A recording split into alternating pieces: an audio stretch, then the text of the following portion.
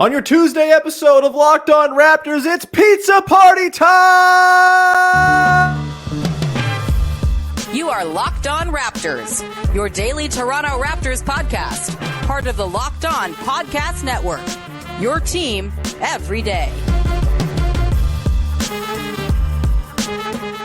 Hey, what's going on? And welcome to another episode of Locked On Raptors, part of the Locked On Podcast Network, your team every day. It is Tuesday, February the 27th, and I'm your host, Sean Woodley. I've been covering the Toronto Raptors now for 10 seasons on various platforms. You can find all my work over on the Horrible Bad website at Woodley Sean. You can find the show on Instagram at Locked On Raptors. And of course, you can join us on the Locked On Raptors Discord server, where last night it was all pizza talk, baby. A wonderful, wonderful night of uproarious joy in the Locked On Raptors Discord following the first 3-game winning streak for your Toronto Raptors all season long. The people have been in there. The sickos have been living and dying with every loss and very sparse win from this team, and the Discord was elated last night. Come and join our elated crew of sickos. Link in the description. It's free to join. Would love to see you in there. Of course, you can find the show for free wherever you get your podcasts, on the audio app of your choosing. Follow, subscribe, rate, review, tell a friend, etc., etc. And you can, of course, find us on YouTube as well. Subscribe to the YouTube channel. Hit the little notification bell, and you'll get a heads up via push notification every single time the show is about to premiere or go live. You can join the live chat and all that good stuff. Thanks in advance for doing that. And today's show is brought to you by our friends over at FanDuel. Make every moment more. Right now, new customers get $150 in bonus bets with any winning $5 money line bet, or just any winning $5 bet, that is. That's $150 if your team wins. Visit FanDuel.com/locked-on to get started. And we will get started here talking about a Toronto Raptors 130-122 win over old friend Pascal Siakam. A very thrilling, wildly entertaining basketball game that, as I mentioned, secured the first 3-game winning streak for your Toronto Raptors all season long, and a pizza party courtesy Darko Rajakovic, who seems like he maybe wants to buy them more fancy food than pizza, but the people want the pizza, Darko. Just give it to them.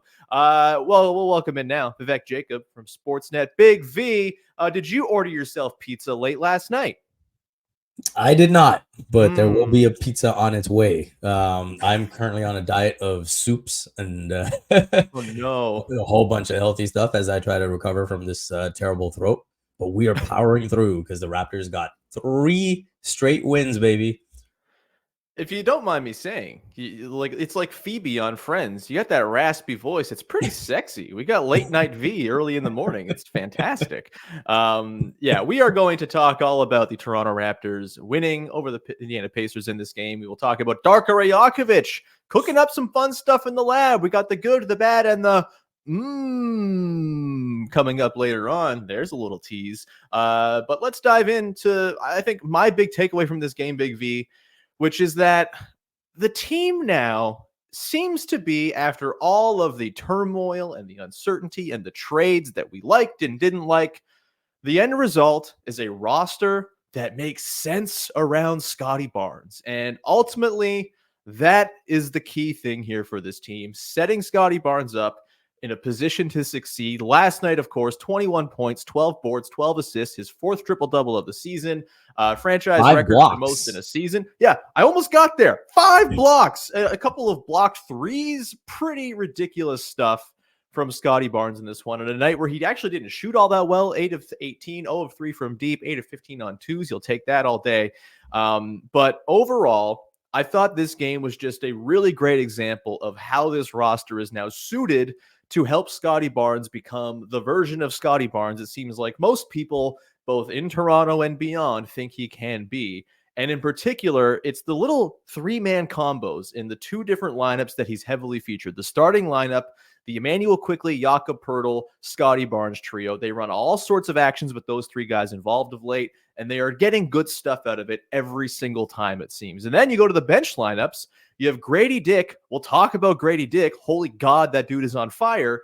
Kelly Olynyk, his beautiful passing, his sort of change of pace element from Jakob Poeltl.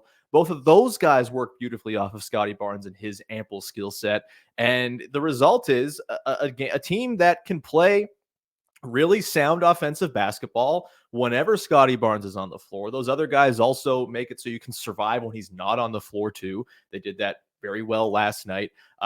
Overall thoughts on the way this roster is fitting Scottie Barnes, because I was just blown away by some of the stuff they were running last night to great effect. Yes, against the Pacers defense, but you can only play who's in front of you.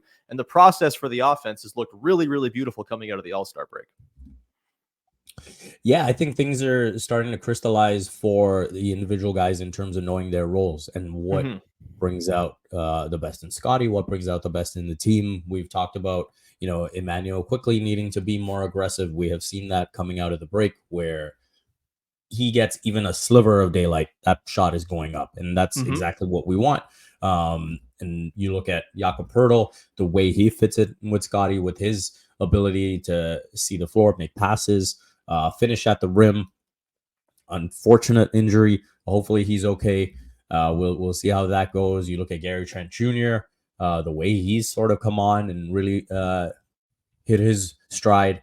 And then RJ Barrett, you kind of need that guy. We talk about Quickly's aggressiveness. We've needed RJ Barrett to sort of be like, hey, at some point, someone's got to take the reins here. And he is a guy who will consistently do that. And he will barrel his way to the rim.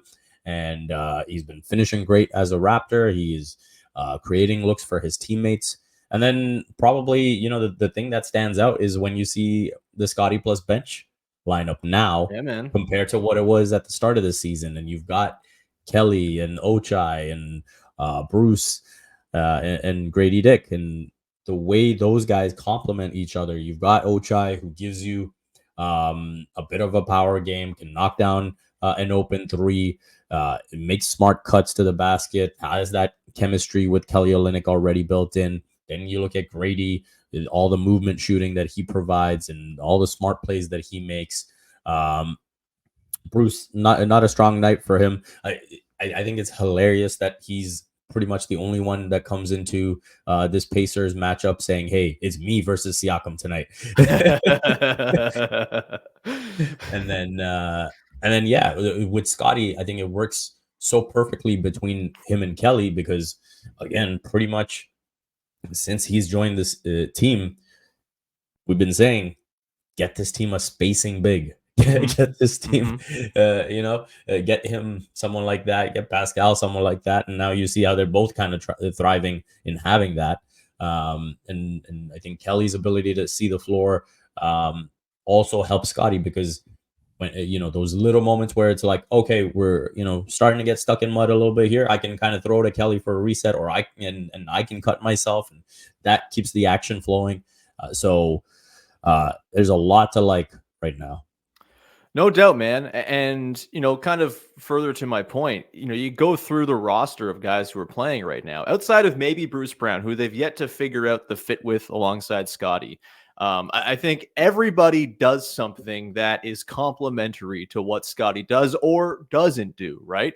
Like we talked about Poeltl, right? The ability to have that roll gravity, the passing from the elbows, the ability to leverage Scottie Barnes as a guy who can kind of barrel his way to the rim and catch those passes from Yak. I think on defense we saw last night, those two were just like a killer tandem at the rim, just shutting everything down that the Pacers were getting there. They complement each other. You talked about Kelly. Gradey Dick coming in and just like ghost screening for Scottie Barnes to death, and all of the beautiful stuff coming out of that, because already teams are horrified of Gradey Dick. He's shooting 56% from the field, 50% from three since the start of February, averaging over 11 a game. And you can see the scouting report is already out on him. Oh God, you got to track this guy when he's screening because he's going to pop and there are going to be wide open looks there. And that Scottie Gradey chemistry is so tantalizing as far as what that can be. Like, we're seeing the infant stages of it right now. That's going to mature. They're going to add so much more to that. But even last night, there was the play in the second half where Gradey goes screens for Scottie. He kind of pops quickly and then instantly slips to the rim. You have that beautiful contorting finish on the lob from Scottie. First half, you have a play where Gradey goes screens for Scottie. He pops out, and in that play, kind of moves into a screen from Kelly Olynyk. Two defenders go with Gradey Dick because they're horrified of his shooting. Kelly slips into the middle. Easy dunk for him. It's just really, really beautiful to watch complementary skill sets. And then you go to like Quickly and Barrett. Scottie right now, he's not someone who's going to go average 30 a game, right? You need someone who can kind of just sort of say, okay, it's time for me to go and score. And the way Quickly has been shot out of a cannon in these last few games, the way RJ has just been this wonderful play finisher, that helps augment the lack of high-end, super duper star scoring punch that Scottie brings, and is maybe not the most natural thing to him. You talked about Agbaji, his cutting, his extra defense. It's all really, really coming together. That pass that Barnes made to Agbaji in the fourth quarter, out of like a triple team cross court to the weak side in the corner for Agbaji, right in the shooter's pocket for three. Mwah! It's beautiful. We love it. It's just been super fun to watch. And yes, we're getting excited about a 22-36 team going on a 3-game winning streak, but it does tangibly look different than it has for much of this season. And Big V, we're going to come back and get into a reason why things might be coming together. A little bit of Darko Rajakovic appreciation coming up in just 1 second here on the podcast.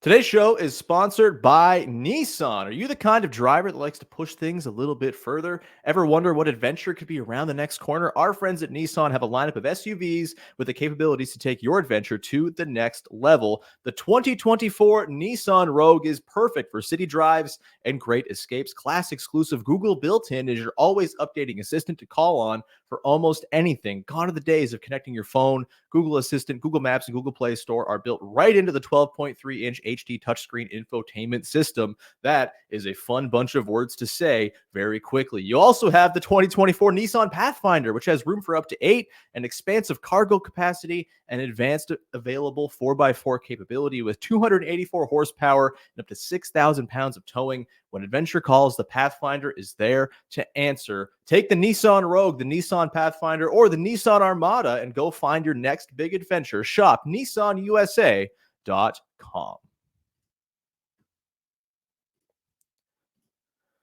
Back at it here with Vivek Jacob from Sportsnet and Raptors in 7, his wonderful new Substack newsletter. Also Cricket Canada up until the World Cup this summer as well. So go follow all Big V's great work where he's doing it.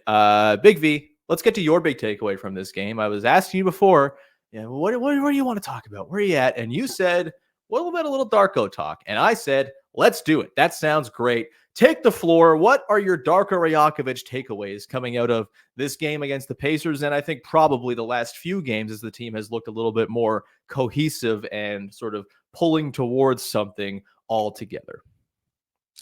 Yeah, I was interested to see what, the direction of the team would be post All-Star break. What is the goal? And he comes out of the break first practice and says, hey, the goal is to play and the goal is to compete. And I was kind of like, okay, let's see it. And so you come out and you play great these first 3 games, but there's these little moments where you see he's holding players accountable. Like, for example, Gary Trent Jr. against the Brooklyn Nets has an outstanding first half. 3 minutes into the second half, he benches Gary Trent Jr. because he missed his assignment on defense, had a floater miss in the paint, caused a turnover on a Scottie pass that was very avoidable. And it was kind of like takes him out, and Gary reveals later he was basically like, get your head in the game. And so we're seeing that accountability that he's demanding. When we talk about the development of the players, what was Darko's big strength coming into this job? It was the ability to work with players and help them develop. And so when you look at the way Gradey Dick has come on over the last, month, I would say, he has taken that program and run with it. he has taken, Quickly and said, hey, we need you to score the ball. We got Scottie doing all this passing. We got Yak doing all this passing. RJ is aggressive. Maybe you can take a page out of that. And now we're seeing Quickly be really, really aggressive. And when you're watching these games, you can see these moments where Darko and Emmanuel Quickly are having these little conversations and going back and forth on different things. And I think that chemistry is building between the two. And Darko growing up was a point guard. And so you want to see that relationship build as well. So I think all these little things are coming to fruition now. And when we talk about all the passing, the movement, this has been his vision ever since he joined the team, right? This is the type of basketball he wants to see. And the pieces fit for Scottie. The pieces absolutely fit for Darko. 100%. Like you nailed it on. That was just about to go there, right? Like just the way the roster is fitting Scottie, the roster now is, set up to play the system Darko Rajakovic wants to play. And the buy-in on offense has been remarkable, right? Like everyone seems to kind of get it. Okay, this is what we're doing. You're not seeing these commandeering possessions that we saw from maybe a Dennis Schroeder earlier in the season, or even like an OG or a Pascal, right? Who I think were more difficult fits within the system. And look, I still have my misgivings about the Pascal trade, but again, you can't argue with the way things have ended up roster wise. And that's fantastic. Like you can now spend this last quarter of the season, third of the season, whatever it is, building around Darko's principles for the first time in earnest all season long. It just was not a thing they could really do with the amount of uncertainty, with the early trade of OG, basically the entire month of January being a lost cause for any sort of continuity. It was just a really challenging situation for a first-year coach to sort of instill his principles. And you're seeing now he's had the same group for 6, 7, 8 games, whatever it's been, and things are snowballing now and looking way more cohesive, way more connected, way more, sort of with a directive and an intention of what they're doing. And even defensively, right? Like in the last 8 games, the Raptors are 15th in defense. It's not great shakes, but it's also not where they've been most of the season, which is bottom 10 and just kind of getting bludgeoned on that end of the floor. They've been passable. I think Jakob Poeltl's done a really nice job as that backline rim protector of late. They seem to be using him a little bit more as sort of just like a straight drop big, and it's really working for him.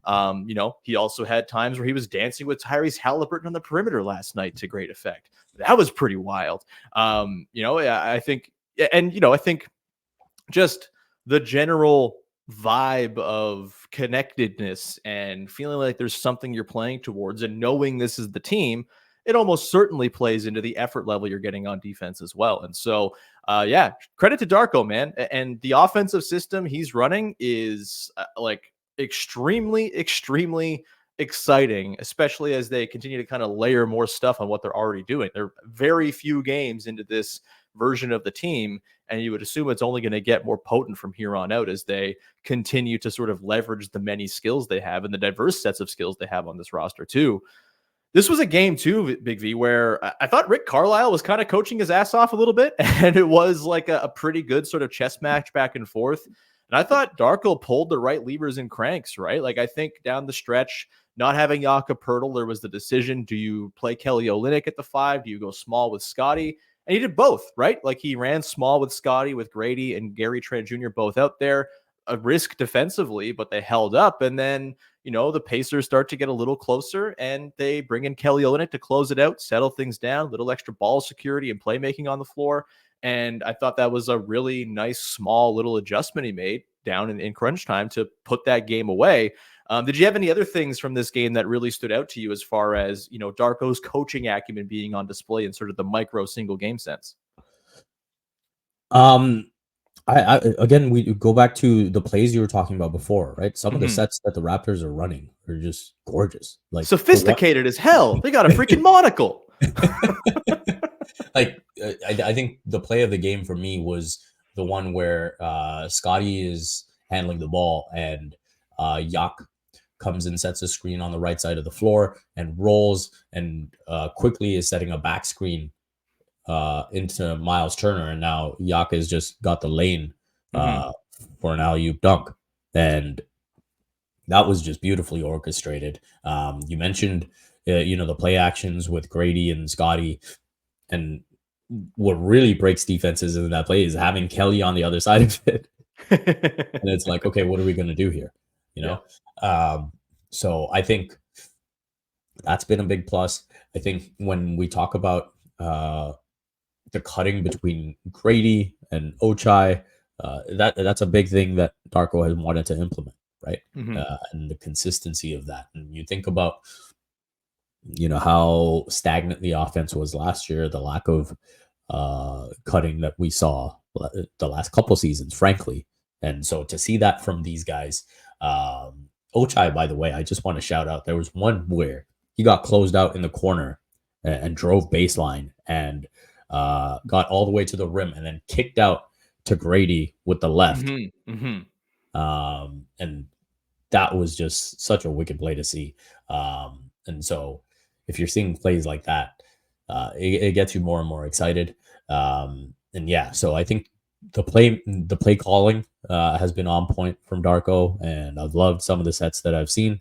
And I'll bring it back to the accountability just because you think about what the vibes were kind of going into the break, right? Yeah. And you had these kind of miserable losses to in New Orleans, in Houston, home against San Antonio.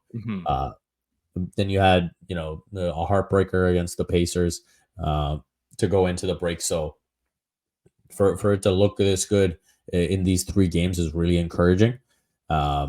It's similar vibes to right after the OG trade.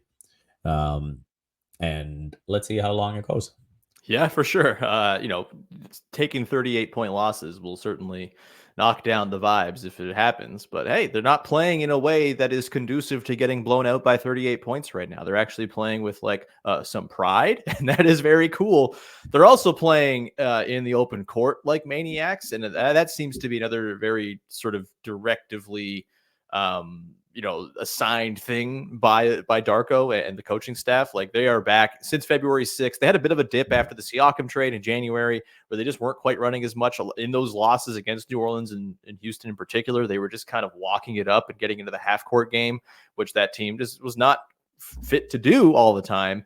Since February 6th, so the last 8 games, in which they're 5-3, by the way, 18.9% transition frequency per clean the glass. That is by far number 1 in the NBA. The next highest is the Mavericks at 17.5. Their Wednesday opponent might be a bit of a runny game on Wednesday. But yeah, they're doing stuff that is fitting their strengths, specifically on offense. And that, to me, is the sign of a good coach who puts guys in positions to succeed by doing things they're good at, not asking them to do things they're not good at. So yeah, awesome stuff from Darko. Really enjoying it all. And also, I love that he's just sticking with a bench rotation that is the same every game. Like, there's some value to continuity and just getting some reps with a group. Even if the numbers aren't killing it, that bench lineup is still a -3 per 100 possessions at the moment, but I don't care. They are really, really playing pretty basketball, and you would think that the results are going to start to turn around considering what they're doing, even if the defense and the sort of defensive rebounding are kind of weak spots for that group. Scottie got to be big in those lineups and help on the defensive glass, because Kelly getting it bludgeoned a little bit. Either way, we'll come back on the other side, Big V, and round it out with our good, bad, and We'll do that coming up in just 1 second. Today's show is sponsored by BetterHelp. And look, sometimes we just got to have someone to talk to, right? It doesn't have to be after major trauma or loss, although that's obviously a time where having someone to talk to is valuable. Sometimes you need to make a decision in life, a career choice. Maybe you want some TLC for a relationship that's very important to you, that you need some help and guidance to do so. And therapy can be a great way to do that with someone who's unbiased on your life. They are just there to listen and offer you insights without any sort of baggage, without their own sort of preconceived notions of you. It is the beautiful thing about therapy. And look, it's okay to not feel great about stuff. It's okay to feel down about the state of the world and your place within it. But if you have someone to talk to, it can help you clarify things and make sure you're making decisions that are in line with your personal values. Their therapy can be different for everyone. Most of us have bigger problems than our favorite sports team, and it's important to get things off your chest every once in a while. If you're thinking of starting therapy, give BetterHelp a try. It's entirely online, designed to be flexible and suited to your schedule. And of course, you can switch your therapist anytime for no additional cost, which is a beautiful thing as well. Sometimes it doesn't click right away, but that shouldn't discourage you from doing therapy. Just find the right person. You can do that for no extra cost with BetterHelp. Visit BetterHelp.com/LockedOnNBA to get 10% off your first month. That's BetterHelp, HELP.com/LockedOnNBA.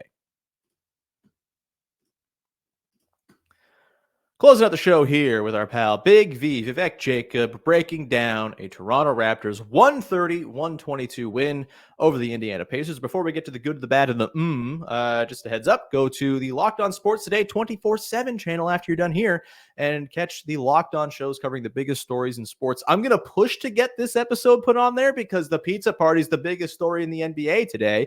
But, if I'm not there, all the other stuff covering the biggest stories in sports will be there as well. National shows and local shows covering from the local angle that only Locked On can provide. So go check it out. Locked On Sports Today 24/7 on YouTube. All right, Big V. It's the way we round out every episode of the pod on the heels of a Toronto Raptors basketball game. It's the good, it's the bad, and the which we're adapting today to be the good, the bad, and the We'll explain that coming up later. But on our good today, Big V, what you got? What was the thing you liked from this basketball game played by your local Toronto Raptors basketball team?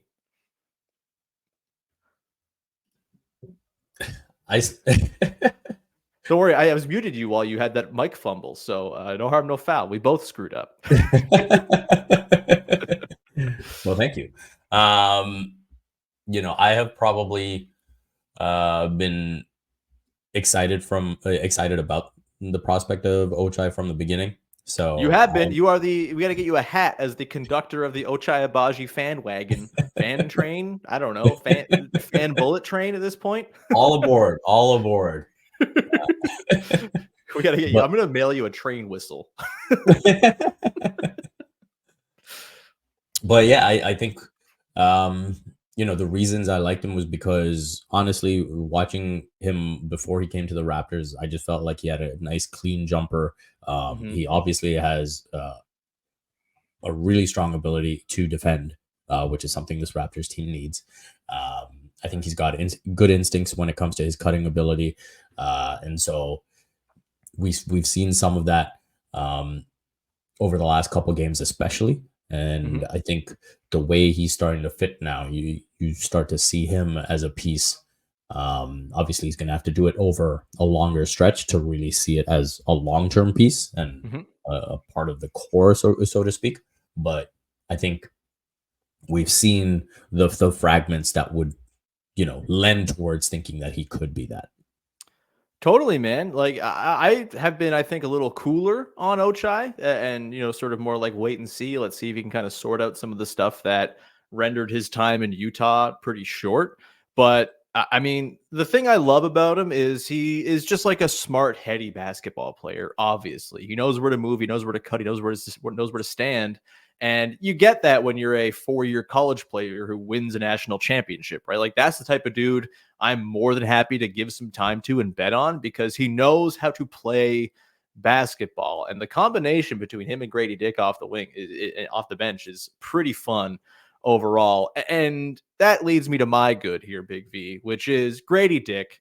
I mean, this guy is so fun to watch right now. You can have a wonderful time watching the Toronto Raptors, just watching what Gradey Dick does away from the ball. He is constantly moving, constantly head on a swivel to say, okay, where can I move next to help leverage this offense in a way that's going to create a good shot for somebody, whether it's me or somebody else. He's always cutting to the right spots. And it was, the 3-point shooting, obvious last night, right? 4 of 4 from deep. He's been blisteringly hot of late. It's wonderful to see.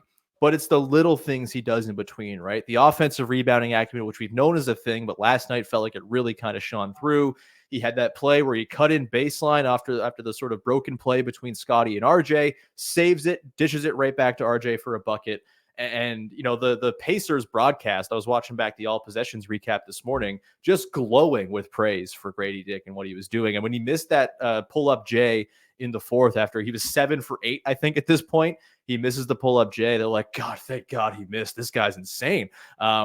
He's turning heads, man. And it's really, really encouraging to see. The defense, I think I'm maybe on the side of Gradey Dick is going to net out as a plus defender someday down the line. Not yet. He's still not strong. He's going to get blown through by guys. But I do think that as NBA offenses maybe skew to a more European style, which I think we're starting to see incrementally happen here. The Raptors obviously are part of this. And I think as teams realize that even in the best of situations, sort of ISOing and picking mismatches, it's just not great offense anymore. Teams are prepared for that. They have scram switching, they have extra help, all that stuff to go and counter just pinpointing mismatches and scoring. And I think as that maybe becomes less in vogue and team defense is more prioritized, I think Gradey Dick's team defense is awesome. He moves beautifully. He knows where to be. And I think he's like a sneaky good shot contester because he's pretty long and he's usually taller than the guys he's guarding. And that can create just like a pretty, he's good at that sort of side closeout that the Raptors have been really good at this season as well. Scottie with a couple of bangers of the side closeout persuasion last night too. And yeah, I'm very, very keen on the little things Gradey Dick does on top of, again, shooting lightning out of his fingers as he has been for the last month or so. What you got for your bad from this game? Yeah, I'll probably go with Bruce Brown. Struggled in this one. I know there were maybe a couple moments when that bench unit was rolling that you felt it was fine, but I think on the whole, I think he just came in with that, what I referred to before, with the, hey, this is about me too. And the trade that went down. And I think, he's a role player and he excels in being a role player and wasn't quite in a know your role mindset in this one. My bad. It's just Jakob Poeltl getting hurt, man. He was playing an awesome game. You hope it's not a long-term thing again. Obviously, he missed like a month last time he sprained that ankle. It's the same ankle as well. It seemed like it wasn't a foregone conclusion right away that he wasn't going to come back in the game. Oh, he's being taped up and maybe he's going to be back out. Obviously, they held him out. I think probably the right call. They closed admirably. And look, they can survive a Yak absence more now that Kelly Olynyk's on the team than they could before. But still, his rim protection of late has been fantastic. And they will feel the effects if he's not there for sure. So hopefully a quick recovery for Jakob Poeltl. We should get some intel on that today, I would assume. Instead of the today, Big V, we're going to close off with some fun. It's the good, the bad, and the today in honor of a pizza party for your Toronto Raptors. I'm going to ask you, Big V, you have one pizza. You have one canvas upon which to work. What are you making? What's your toppings of choice? Are you a heavy toppings guy, a light toppings guy? Give me the ideal Big V pizza. So straight up, if I just had to pick one, I'm a fan of. I love Pizza Hut pizza. That's we're going chains here. Okay, I was more like Pizza Hut. Interesting. Yeah. Are you a boomer? This is. So I'm a super supreme guy. I am a chicken arrabbiata guy. Okay. So those are my go-tos. But in general, if I'm ordering a pizza, custom toppings, I got to get some pepperoni on there. I got to get some jalapenos on there.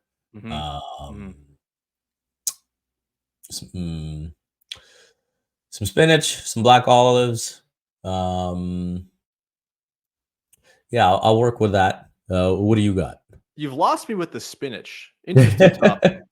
My mom used to get like man. I grew up on a lot of Popeyes. Hey, fair enough. You know how you can get lots of spinach at Popeyes. Shout out Popeyes. Great stuff. Hopefully I have a chicken party next time. We can talk about our favorite fried chicken preparations. But no, for me, you kind of lost me with the spinach. I think too many greens on a pizza are a problem because it makes it kind of wet. My mom used to get like this veggie monstrosity concoction with like tomato. If you're getting tomato on a pizza, look under the cheese. There's tomato already there. You don't need tomato on top of your tomato sauce. Number one, mom. I think broccoli my mom used to get on there, just like loaded with like a salad. No thanks. Really a mess of a pizza. I'm like a no more than 3 toppings kind of guy. My ideal slice of pizza is some ground Italian sausage and some banana peppers. You want to throw some mushroom on there? I'm in. You want to throw a little bit of even, pineapple? A little sweet and salty? If you don't like that, your palate's weird. It's not that you're, some visionary who doesn't like pineapple on pizza. No, Pineapple is good because it makes your palate dance. But yeah, little Italian sausage and a little bit of banana peppers is kind of all I need, man. Keep it simple, keep it crispy, keep it light. Also, shout out Salvatore's in Halifax, Nova Scotia for their clam pizza. Really good pizza as well. But that will do it for today's we will hopefully bring this back if the Raptors have other food-themed things that they promise to do if they win certain numbers of games down the line. But for now, Big V, we'll wrap it there. Thank you so much for hanging, buddy. You have anything you want to promote for the good people out there? Just the regular stuff at Sportsnet, and I should have the next edition of my Raptors in 7 newsletter coming soon to you, so you can check that out. It's going to be discussing all things about whether to convey or not to convey the pick. My favorite topic. I love it. Team Convey over here. If you are the captain of the Ochai Agbaji train, I am the captain of Team Convey. Because let's just get it out of our lives and not think about it ever again. Either way, thank you so much for tuning in, everybody. Thanks for you hanging out, Big V. We love you. You're the best. Everyone go follow Raptors in 7 and read it, and all of Big V's other good great work. We'll be back again tomorrow. Likely, Katie Heindel will be along for her usual weekly stop-in, and we'll have some other good stuff coming up later this week. Jamar Hines will be along to talk about Raptors Mavs. Maybe we'll get a fun guest for Friday, talk about big picture Raptors stuff as the Raptors continue to be an absolute steam train coming out of the All-Star break. In the meantime, follow, subscribe, rate, review, tell a friend, find us on YouTube, hit the notification bell, all that good stuff. Join the Discord, link in the description for free. Do it now. We'll talk to you again Wednesday with another episode of Locked On Raptors. Thanks for hanging. Bye-bye. Oh, I had the line. That was close.